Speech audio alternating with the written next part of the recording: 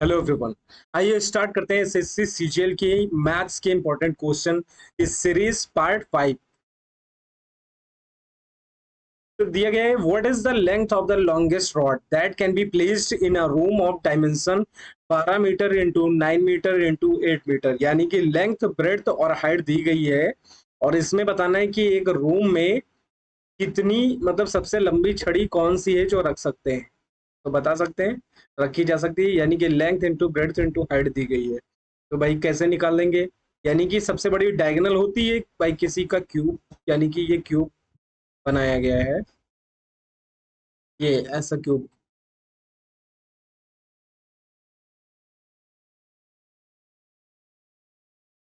Cuboid. ठीक है, ये हो गई लेंथ, ये दी गई है आपको ब्रेड्थ और ये दी गई है हाइट। तो इसमें सबसे लंबी रखी जाने वाली जो छड़ी होगी वो कुछ ऐसे हो सकती है, यहाँ से यहाँ तक के लेके। और ये क्या कहलाएगी? ये आपका कहलाएगी डायगोनल। तो क्या डायगोनल का फॉर्मूला क्या होता है आप जानते हैं? L square plus B square plus H, ये होता है। और आपको पता है लेंथ का स्क्वायर कितना है? दिया गया है 12 का स्क्वायर प्लस ब्रेड का स्क्वायर कितना, 9 का स्क्वायर इक्वल टू प्लस 8 का स्क्वायर। लेंथ ब्रेड हाइट 12 का स्क्वायर आप जानते हैं कितना होता है? 144। और 9 का स्क्वायर 81 और 8 का स्क्वायर 64।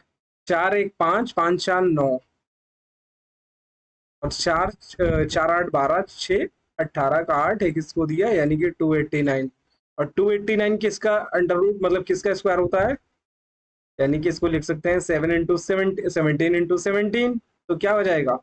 अब जाएगा 17। It's your answer. ठीक है, सबसे रखी जाने वाली सबसे लंबी जो छड़ी होगी वो कितनी होगी? मतलब 17 मीटर लंबी होगी। ठीक है, आइए करते हैं नेक्स्ट क्वेश्चन। एक शॉपकीपर है, claims to sell his article at the ₹20 per KG. ठीक है, विच कॉस्ट हिम ₹23। जिसकी मतलब एक आर्टिकल वो दिया गया है, एक आर्टिकल है वो सेल कर रहा है, वो बोलता है कि ₹20 का बेच रहा है और जिसकी कॉस्ट कितनी है? इसकी कॉस्ट दी गई है ₹23। ठीक है, बट वाइल सेलिंग, लेकिन सेलिंग के दौरान ही uses a false weight, gives only 800 gram instead of 1 kilo. अच्छा, मतलब 1 किलोग्राम की जगह वो कितना दे रहा है भाई? 800 ग्राम दे रहा है। ठीक है, और वो बोल रहा है कि मैं जो है ₹23 का सामान जो है, ₹23 पर केजी का सामान जो है ₹20 पर केजी में दे रहा हूँ। यानी कि आप लिख लेंगे SP selling price upon cost price equal to, भाई सेलिंग प्राइस कितना था? ने बताया सेलिंग प्राइस था ₹23। वो कितने की बेच रहा है? बेच रहा है ₹20 की, है कि नहीं? फिर एक चीज और है कि भाई वो कितना मतलब कितना वेट ले लगा रहा है उसका? 800 ग्राम वेट यूज कर रहा है और कितने का वो दे रहा है, मतलब वो दिखा रहा है, तो कितना प्रॉफिट हो रहा है? 1000। 1 किलो की जगह कितना? 800 ग्राम ही दे रहा है, यानी कि 800 पे कितना प्रॉफिट? मतलब 200 का प्रॉफिट हो रहा है इक्वल टू। अब इसको काट लेंगे इधर, एक जीरो से एक जीरो कट जाएगा, 2 से 4 टाइम में ये चला जाएगा, यानी कि यहाँ बचेगा 40। एक जीरो से एक जीरो कटा, 4 से 25 टाइम में कट गया, यानी कि आ गया 25/23। ठीक है, यानी कि कितना निकल के आ गया? Selling price upon cost price equal to 25/23। यानी कि 23 का सामान बेचा जा रहा है कितने का? 25 का। ठीक है, इसका कॉस्ट प्राइस ये हो गया और ये हो गया सेलिंग प्राइस। तो कितने का प्रॉफिट भाई? 23 का सामान 25 का बेचा, यानी कि 2 का प्रॉफिट। कितने का प्रॉफिट? 2 का प्रॉफिट किस पे?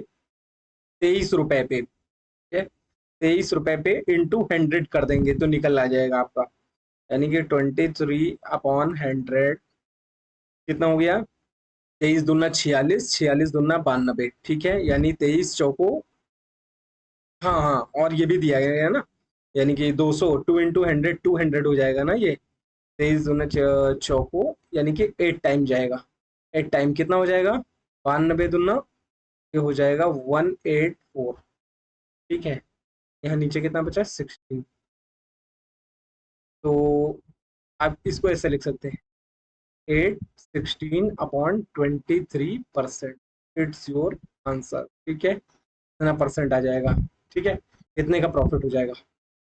आइए करते हैं नेक्स्ट क्वेश्चन। मैं आशा करता हूँ कि आप लोग जो है क्लास को पॉज करके आपको अपने आप से सॉल्व करेंगे, फिर उसके बाद आप कोशिश करेंगे, वीडियो देखेंगे। ठीक है?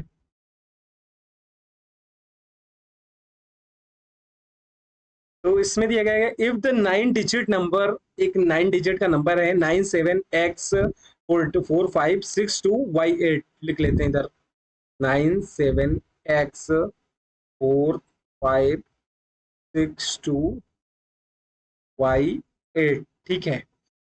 जिससे बोला गया है कि भाई डिविज इसको डिवाइड किया जा रहा है किससे, 88 से डिवाइड किया जा रहा है। What is the value of the x square plus y square, यानी कि पहले तो हमें एक्स और वाई की वैल्यू लानी होगी। तो भाई इसको किससे लिख देंगे भाई, 88 से ये डिविजिबल हो रहा है, यानी कि इसका अगर फ्रैक्शन करते हैं तो कितना आएगा, इसका फ्रैक्शन लिखा जा सकता है 11 × 8, 11 8 जा 88। और अब एक चीज और है कि भाई इसके रूल क्या है कि भाई कोई चीज को 88 से डिवाइड किया जा रहा है इस डिजिट को, तो इसकी कंडीशन क्या होगा, यानी कि इसकी कंडीशन ये होती है कि भाई ये क्या है, 2 की पावर कितनी लिख सकते हैं, 2 की पावर 3, 8 को लिखा जा सकता है 2 की पावर 3, यानी कि इसमें जो ये लास्ट के 3 डिजिट जो नंबर हैं जितनी पावर होगी 2 की पावर 3 है, तो 3 डिजिट जो हैं वो किससे डिविजिबल होंगी, वो 8 से डिविजिबल होंगी, यानी कि 8 से डिविजिबल होंगी 2y और 8, ठीक है। तो क्या आ सकता है भाई, ये 2 यानी 20 हो सकता है, ये दो डिजिट मिला के, ठीक है। तो कम से कम अगर 20 होगा, इसको जीरो लेंगे तो कितना हो जाएगा, 8 दूना 16 लिख देंगे अगर सबसे छोटा ही नंबर हुआ, यानी कि y इक्वल टू अगर जीरो मान लेते हैं, 8 दूना 16 और कितना बचा 4 8, 8 छंग 48, यानी कि 48, पूरा पूरा कट जा रहा है, यानी एक तो जीरो हो सकता है। दूसरी कंडीशन क्या है इसकी आने की, एक तो भाई हो गया कि भाई ये जीरो आ रहा है, एक कंडीशन और है कि अगर हम काट देते हैं, इसको मान लेते हैं 8 त्रिक 24, यानी y इक्वल टू मान लेते हैं 4, 8 त्रिक 24, 8 एकम 8 कट जाएगा, यानी कि जीरो आ सकता है और 4 आ सकता है। और पूरा क्वेश्चन दिया गया है what is the value of the x square plus y square for the smallest value of y, अच्छा वाई की सबसे स्मॉलेस्ट वैल्यू लेनी है, यानी कि जीरो ले सकते हो। बट गिवन आगे क्वेश्चन है given that x and y are the natural number, लेकिन ये भी दिया गया है कि भाई एक्स और वाई नेचुरल नंबर है, और आपको पता है नेचुरल नंबर जो है तो 1 से स्टार्ट होते हैं, तो आपका जीरो इसमें नहीं हो सकता, ठीक है, यानी कि जीरो नहीं मान सकते हैं। तो y इक्वल टू कितना आ जाएगा, y इक्वल टू आ जाएगा आपका 4। तो इसमें पुट कर देते हैं, अब यहाँ पे आपको कितना पता चल गया, 97x45626248, इतना पता चल गया।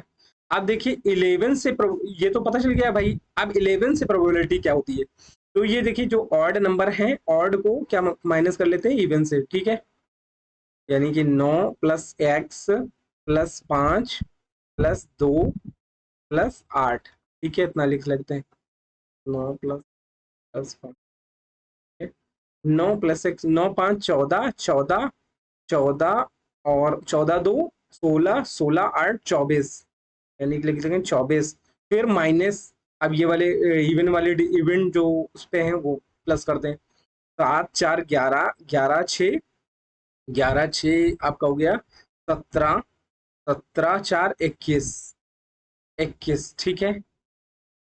और इसके साथ में x भी तो था, x + 24 माइनस 21 इक्वल टू 11 लिख सकते हैं। तो कितना हो जाएगा, x + 24 माइनस 21 इक्वल टू कितना आ गया 11, यानी लिख सकते हैं कितना आ जाएगा, ये आ जाएगा x + 3। तो x की वैल्यू कितनी आ जाएगी, x की वैल्यू आ जाएगी 8, और निकालना में क्या था, x square plus y square value वैल्यू लानी थी, x square plus y square, x के कितना निकल के आ गया 8, 8 का स्क्वायर प्लस वाई का स्क्वायर, वाई बोले तो कितना, वाई था 4, आ जाएगा 8 का स्क्वायर 64, 4 का स्क्वायर 16, क्या आ जाएगा तुम्हारा 80, ठीक है, ये आ गया आपका आंसर। आइए करते हैं next question. A hall of the 10-meter length and 5-meter width and 6-meter height is to be painted one side only. Determine the total surface area to be painted. Neglect the area of the windows and the doors. Floor area is not to be painted. ठीक है, यानी कि दिया गया भाई एक room है आपका, जिसमें बता दिया गया कि भाई ये जो इसका है पेंट किया जाता है, सिर्फ एक साइड पेंट की जाती है, one side only painted only one side. Determine the total surface area painted. Neglected the area of the window door, यानी कि अगल बगल होंगी, तो यानी कि भाई कौन सा एरिया बच गया भाई, सीधे छत का एरिया बच गया जो पेंट होगा, ठीक है, फ्लोर एरिया। तो क्या लिख लेंगे भाई, ऐसे होता है, कोई रूम इस तरीके से बना रहता है, length into breadth into height. अब जब अगल बगल विंडो हो सकती हैं वो नहीं होगा पेंट, और फ्लोर बता दिया ये भी पेंट नहीं होने वाला, तो भाई ऊपर बच गया सिर्फ ये एरिया बच गया जो पेंट होगा। तो जब ये नीचे लेंथ थी तो ये भी लेंथ और ये भी ब्रेड्थ, तो ये कि कितना पेंट होगा, यानी L इंटू बी। तो बताया गया है कि ये वन साइड इज पेंटेड, तो टोटल सरफेस एरिया और टू बी पेंटेड। डिटरमाइन करिए कि जो है कितना नेग्लेक्ट कर दिया गया, कितना एरिया मतलब बचा पेंट होने के बाद। क्या लिख सकते हैं, यानी लिखा जा सकता है 2 LB plus BH plus HL, क्या आ जाएगा टोटल सरफेस एरिया, माइनस कितना कर देंगे भाई, माइनस कितना करेंगे, यानी कि लेंथ इंटू ब्रेड्थ, कितना निकल आएगा 2 LB प्लस BH करेंगे तो कितना आ जाएगा 5, ओह हाँ सॉरी 10 से start, 10 into 5 plus 5 into 6 plus 6 into 10 minus ये कितना आ जाएगा, ये भी आ जाएगा 10 इंटू 5, 10 × 5 = 50, 50 ये हो गया 50, ये हो गया 5 का 30 और ये हो जाएगा 60, 6 × 5 = 11, 11 × 3 = 14, 114 दूना 28, 280 माइनस 50 कितना हो जाएगा 230 एरिया, ठीक है, is not to be painted. करते हैं next question. If A, B and C are the positive integers such that A square plus B square equal to 82 and B square plus C square equal to 65, then the value of the 2A plus 7B minus 3C, ठीक है। आइए करते हैं, इसमें दिया गया है कि भाई A square plus B square equal to 82 है, ठीक है, और क्या दिया गया है, और दिया गया है कि ये इतना है, और दिया गया है इधर कि B square plus C square equal to 65 है। इसमें हमें A B C की पहले वैल्यू निकालनी है, तो क्या लिख सकते हैं, देखिए आप इधर यहाँ भी B है और यहाँ भी B है, अब इनका किसका किसका स्क्वायर किया जाए कि इसको मतलब स्क्वायर ऐड करने पे ये आ जाए, तो किसी आसपास है क्या, अब भी दोनों में कॉमन है, तो देखा जाए तो ये कहीं ना कहीं 81 + 1 लिखा जा सकता है, ये 9 का स्क्वायर बन रहा है आसपास, ये भी ये किसके स्क्वायर के आसपास 8 के स्क्वायर के आसपास बन रहा है, और दोनों में एक एक नंबर ऐड है, कॉमन है, यानी कि लिख सकते हैं 1 का स्क्वायर ये कितना आ जाएगा 9 का स्क्वायर प्लस 1 का स्क्वायर ये कितना आ जाएगा, यहाँ भी 1 स्क्वायर होगा, प्लस ये कितना हो जाएगा 8 का स्क्वायर, यानी कि आ जाएगा A = 9, A = 9, B = आ जाएगा 8 आ जाएगा, इसे सेटिस्फाइड कर रहा है, ठीक है।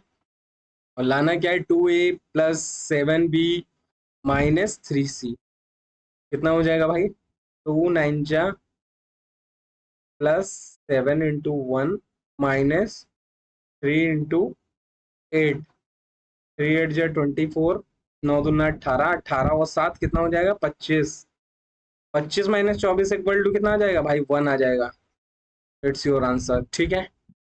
आइए करते हैं नेक्स्ट क्वेश्चन।